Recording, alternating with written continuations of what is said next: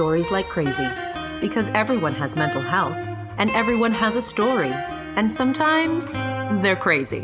Join Lori Lane Murphy and me, Adriana Prosser, as we talk about dealing with, struggling with, and managing mental health with storytellers that want to share their true life story. Get in the conversation with us and talk to us on Facebook, Twitter, and subscribe on SoundCloud and iTunes. Now, let's smash some stigma. This week's episode is just Lori and I as we try to navigate the stress, anxiety, and, well, overwhelming nature that is COVID-19. Here, let's have a listen. There we go. This is our first remote recording. We are not in the same place. Boo, though. Yeah, boo. I mean, it's cool, but like in a Star Trek kind of way that it's cool, but not in a reality kind of way at all, because we are living in science fiction right now. I think we are, and that's part of the alarming, I guess, feelings that I have right now. I don't know about you, but living with anxiety, I live at this heightened state pretty much all the time. So I almost feel like my anxiety has nowhere to go. Mm-hmm. You know what I mean? Like it's hard to describe, but it's, I almost get giddy.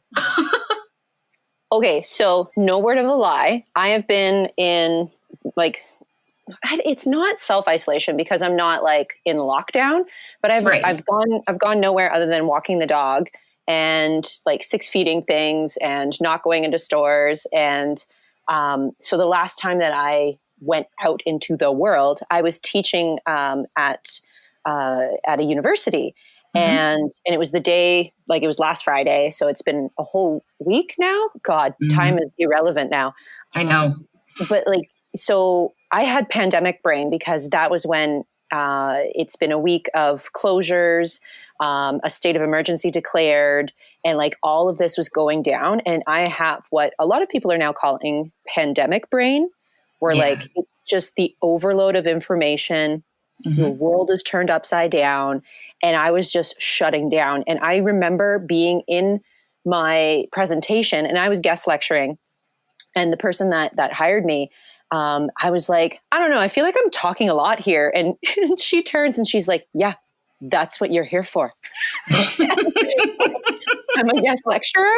And I totally just out of body experience. At one point I was like, sorry, what's the word? And she's like, I think the word you're looking for is the, it was just, I was not functioning. I was I could feel my system shut down, and I promptly went home and started what I call spiraling. Now, I don't know what you call it, but it's this twirling. It does actually feel like a twirl. It feels like you're spinning in the spot, but you're not moving. And I was spiraling to the point where I was just I I don't know what's going on. I don't know if I'm doing okay or if I'm bottoming out, like that giddy feeling that you're talking about. Yeah. Yeah. No, I hear you. This spiraling for sure. And I'm on even I have to contend with my son who also has an anxiety disorder, but he's actually doing pretty well. I got to say, he's bored out of his mind for sure, because he's been out of school for a week. Yeah. And he knows that this is stretching, at least for another couple weeks, hopefully. Yeah. Dude, I'm hearing rumors of more. I know. And soon we're going to hear from the education minister, and that's going to be stressful. But the anxiety of trying to keep his anxiety in check, to set an example that we shouldn't panic while I'm panicking inside, is part of this.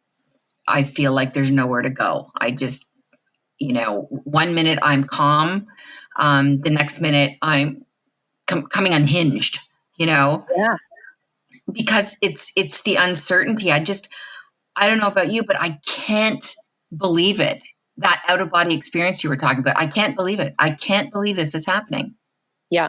Yeah. It feels like, now, again, I'm a huge nerd, and I've watched pretty much every dystopic future movie, read the books. And it's just one of those things where I'm we're living in a movie. newscasts look like fake news to me, where it's just like, stay indoors, don't even talk to your own family. Like, well, not don't talk, but like, don't go see them and stuff like this. And like, oh my God, it is the dystopic future that we're all like, Blade Runner, and like all of the memes that are going around right now being like, so should we dress like this? Like, are we in the dystopic future? Where's my hoverboard, bitch? That would make you very happy though, Adri, if you could dress like that. I could. I feel like people would be totally fine with it. There are people who are dressing up in their blow up dinosaur, the blow up dinosaurs that look like T-Rexes. They're using those as hazmat suits to go to the grocery store. Like, I am not making this shit up. People are finding you have to find a way, right? You have to. So if you already manage a mental illness, and not to say like there are people that don't have any diagnosis that are stressing, the hell out, and they're freaking out and their anxiety is really high, but just add to that the layer of those people that are already managing a pre-existing condition. Yep. It just right. And trying not to go to the end of the world. That's what I'm trying. I'm trying to take it day by day. If I were to have a tip, and it's a tip I turn around on myself on, several times a day, is we only know what we know today. Yeah. That's it. The projections, the what ifs, I think it's going to be, ... I'm trying really hard not to focus on those, because that's what takes me into my spiral is the what ifs, because that's kind of, my natural state is to catastrophize. So, right. So it's about trying. I don't keep the 24-hour news channel on. I was doing that, which was insane. Yeah, that's so draining. And it's so sneaky, the drain. It's easy to stay glued. Yep. Right. So now I think about the times, like, for example, at 12:30 is when the premiere comes on and gives us sort of the big update. And I think that's important. And then turn it off. Yeah. Yeah. You've got to limit yourself. You've got to, I think we've talked about spoons before. Like, there's only so many spoons I can give to the pandemic panic. Yes. Because I create my own panic, but thank you very much. Right. Exactly. And those spoons just stir the pot. They don't add anything. Well, that's it. And it's, for me, because I do catastrophize, it's easy to get on that, slide. And so I'm finding myself getting irritable, even with Paul, my husband, and Jazz, when they happen to say, well, maybe this isn't going to end right away. Or maybe stop saying that, Yeah. Yeah. That's too much right now. Yeah. I can't process it. I can't process it. Yeah. I don't know. We can't be the only ones. No, we can't. And I know that it's happening to my so-called, like, my neurotypicals, like the people who don't really talk about any of their underlying issues. Hey, I'm one of those believers that none of us are normies, but the people who I seem the ones that I have termed that, they are without mental illness, they're neurotypicals, and even they are freaking the F out because routine is something that we don't really talk about, but we as creatures of habit, like just going through those rhythms give us a sense of normalcy. And those things have been broken as well for everybody. And so the tipsy-turvy and having that rug pulled out from underneath you is rattling everybody. So even the people that, that you might look to in times of crisis, they're a bit rattled, and that can really shake people too. Like the people who are not neurotypicals or the people who are dealing with mental illness look to their caregivers and their caregivers are rattled. Yeah. And that I think we need to make room for as well, is like to understand that just because they're rattled doesn't mean that the world is ending, like that we catastrophize and whatnot, but that we can give space to be like, oh, you feel this too, and kind of feel it in the together mode rather than the, oh shit. Yeah. Which is a hard space to get to. And it's hard not to be, because I've said this many times on this podcast that, living with a mental illness can be kind of selfish because you're inside your own head so much. Mm-hmm. But it really is important to try to step out of that a little bit and pay attention to our caregivers, because they are, like you say, they're in this too. Yeah. And they could be running out of spoons. Oh, for sure. And I think maybe I don't think the first time, but like for this is the longest time that they might actually contemplate how many spoons they have, right? Yeah. Because they've got their routine, they've got their day, they have their mental health in check, right? But now things are throwing them, and they might not understand how to use tools as much as we do. So we might actually be the superhero in this mix to be like, look, you might not have ever needed resources before, but like I can share mine. And that's a good point. Yeah. Right. Like I want them to hear that it's coming from a place of love, to be like, wow, you seem really rattled. I've never seen you rattled before. Your rattling is rattling me. How many times can I say rattled? But that, like, I wonder if we could all also just maybe reach out to those ones that usually we lean on and say, hey, I got you too. Like, I mean, maybe not that sentence, because maybe we don't got them right now, but like to understand and to give that space of like, yeah, this is whoa. And I think, like you say, giving space, I think, they have to be allowed to voice their concerns, because I know in my house, there's always the thought of, if I say something, will Lori get upset? So he's censoring himself all the time. Yeah. And that's got to be exhausting, right? So he has to have room to say, he doesn't go on and on about it, but to say, hey, this is a concern and this is what we have to do. And this is the action we need to take. And he needs to be able to say these things without fear of me freaking out every time he opens his mouth. Yeah. Cause you're already that's work that I have to do, Yeah. Yeah. And I mean, that's the balance too, is to understand that, again, because I thought I was wearing my pandemic panic well until like after that, that terrible, terrible presentation. I'm so sorry for that guest lecture. Please let me redo it. But I came home and I was just completely out of sorts. And that my partner, Jason, was just like, I haven't seen you this bad since like the orange Cheeto got in and you had a panic attack about not being a fighter pilot. Oh, yes, I remember that story. Right. And so I was like, oh shit, I totally thought I was holding my shit together so much better than that. And so, yeah. And, maybe by our standards we are, but we can't hide it. I think when you have an anxiety disorder, and it is your natural state, I think when the additional pressure is on, we don't even notice how much it's showing, right? Until your partner pointed it out. Right. It's like you were saying, like it just gets amped and your vibration is up, and like, I'm not noticing how much more skittish or reaction like that I'm being a little bit snippy. I'm snippy. And you know what?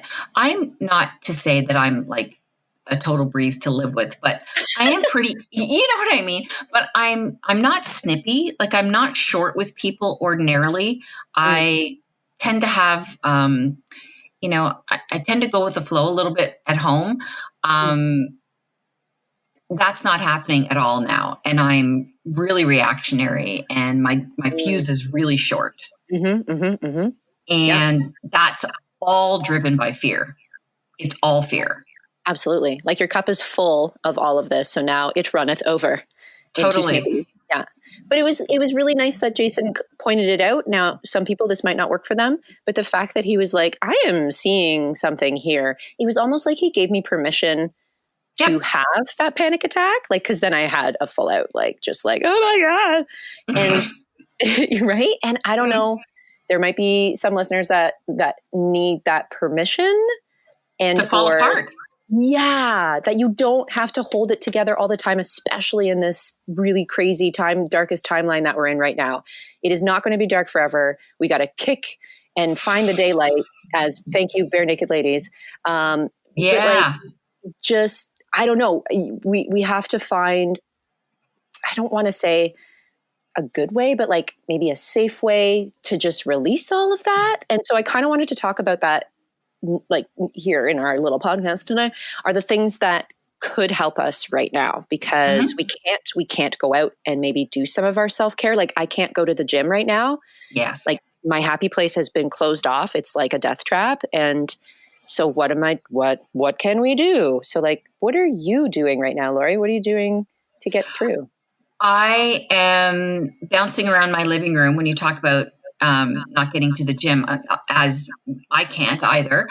I feel like I'm not working out to the extent, let's say, that I normally would, but movement is really important. I have in my small complex alone gone for a walk, and it's like a ghost town, but I've done a couple of laps because I'm finding movement is really the only thing that shakes off some of this excess anxiety.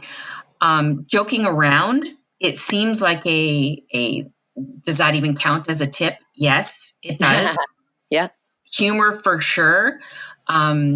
Making fun of the situation to the best of our abilities. And also just trying to keep an upbeat attitude when I'm not being snippy, has really been the only way through this, because it does feel so doomy and gloomy.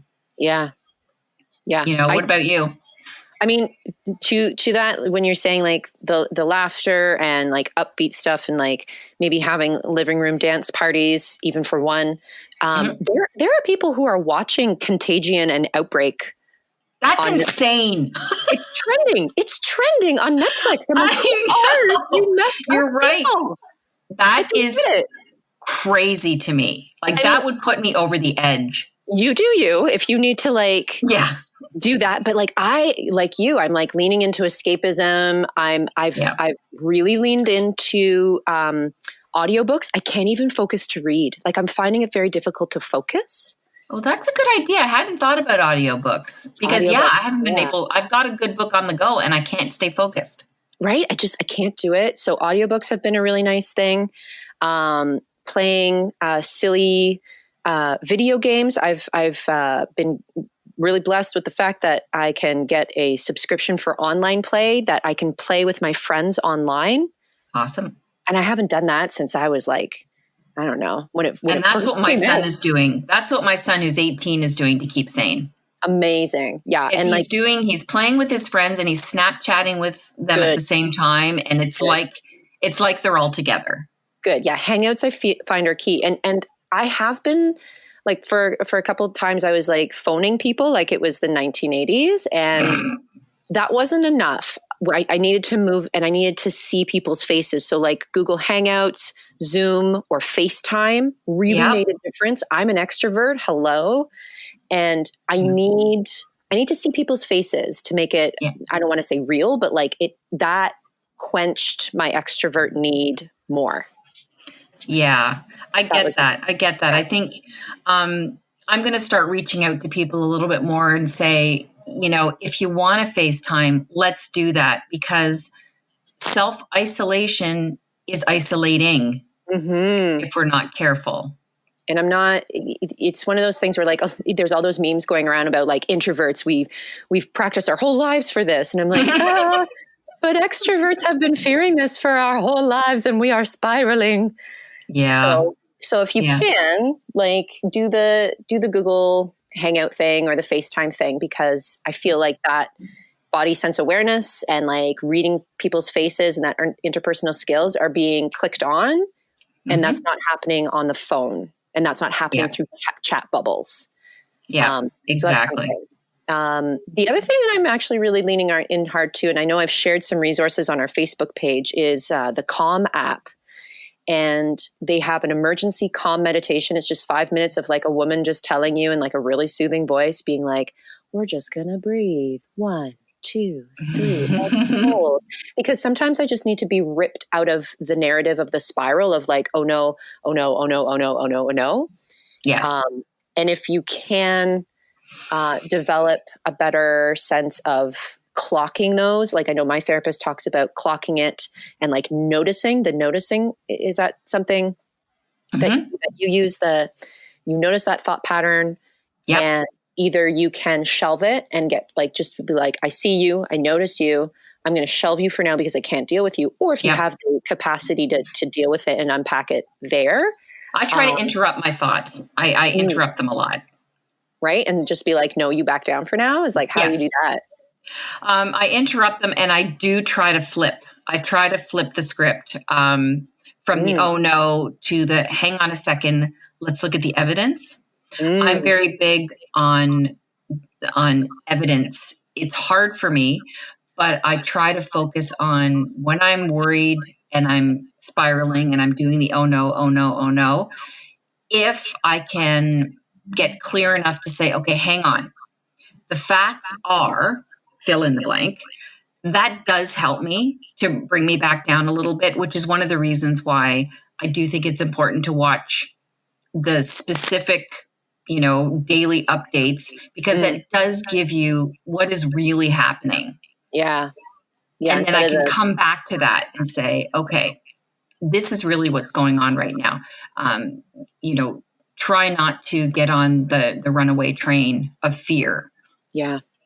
It's so easy to just slip into that. And that's why I feel like the Calm app for me has been really good, because they've got soundscapes of just like trickling water or like bird sounds. I don't know. And like, I don't know about you, but living in a 1-bedroom apartment with my partner 24/7, it's been a full week. We're not maimed or injured. Go us.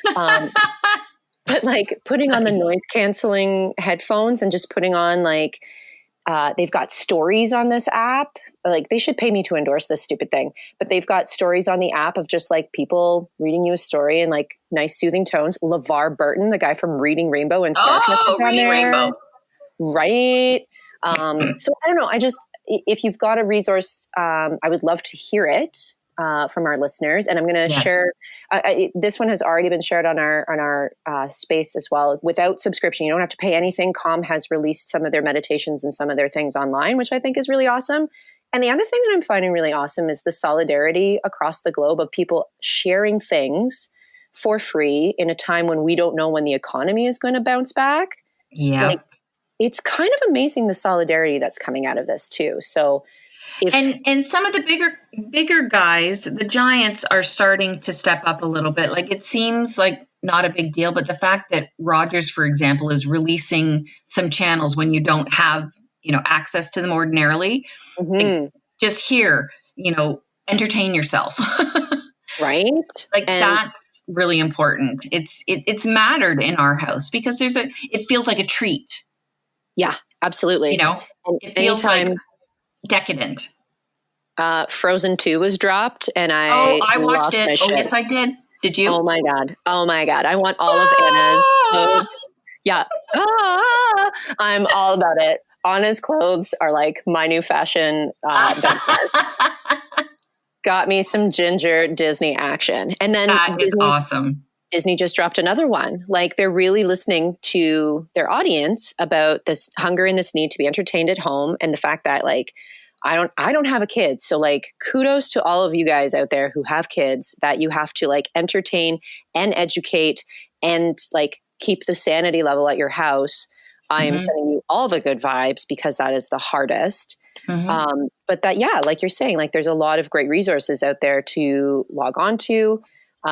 There's even like YouTube is free, and there's a lot of things there that you can use. I know I've been yogaing with Yoga with Adrienne. I've been yogaing with her whenever I can't get to the gym, and now she's like my bestie on my laptop. No, it's awesome. There's lots. If you look for it, there's lots there. I think the most important thing, sort of in closing, is try to look for something. Yeah. Try to look for something, because it's so easy to become enveloped in terror, really. But there are things out there, and remind yourself of things that you like. Yeah. And figure out, hey, I really like, for example, right now, my husband and son are playing Battleship. Amazing. Right? And later on, I don't know how successful I'm going to be, but I'm going to ask Jazz to play Scrabble with me, and we'll see how that goes. Classic. But remind yourself of stuff that you like and figure out how to do it. Don't censor yourself too. I feel like a lot of people are like, well, I'm no good at crafting, or I'm no good at painting or whatever. And it's like, who cares? And there's no, I think there was something going around that productivity is not a virtue. And the fact that I was actually beating myself up a lot, where I'm like, well, now that I've got all this time where I'm like landlocked, I should be doing this. I should be reading that. I should be studying something new, or I should be creating. And it's like, I can't focus. And that spiral of I can't do it means I'm a bad lockdown COVID person or whatever. Right. And I think that it should be noted that productivity is not a virtue, that if you do need to be couch locked to get through this, I think you need to forgive yourself and be gentle, because there's too many harsh things. Don't be harsh on yourself. Well, exactly. And at the best of times, and I know I've said this before, we glorify busyness. Yes. And my God, now is not the time to beat yourself up because you haven't written that novel, or you haven't created the absolute best website known to man, or you haven't, written that show. These things can come and they will come, but they don't have to happen in the next 2 weeks. Yeah. I'm seeing a lot of that from my feeds of everybody being like, well, I guess I'll write that novel now, like you were saying. And I think if that's pressure, pressure. If it turns into a negative, then you need to release that and be like, okay, that's not the release. That's not the thing that's going to help me through this. Don't push yourself that way. Don't push yourself into that dark space, and do something silly. Play with Lego. Who cares? Right? Exact. Color. I've got my coloring books. Oh my God. I'm coloring so much because I'm finding that I can't even focus on watching the screen. Like I need to be doing something. Yeah. Yep. So whatever works. And it can be fun, and you can have some fun. Try to inject some fun into your day. Yes. Really. Yeah. I would say that's probably of paramount importance. Amen. Right? Yep. So that's what I'm going to do today. Try to have one moment of fun a day, because this is a lot. This is a lot. Yes. Right. Thanks for listening. If you want to join the conversation, and we hope you do, come find us on Twitter and Facebook. And you can subscribe on iTunes and SoundCloud. That's it, Stigma Fighters. And remember, your story isn't over yet, and we want to hear it.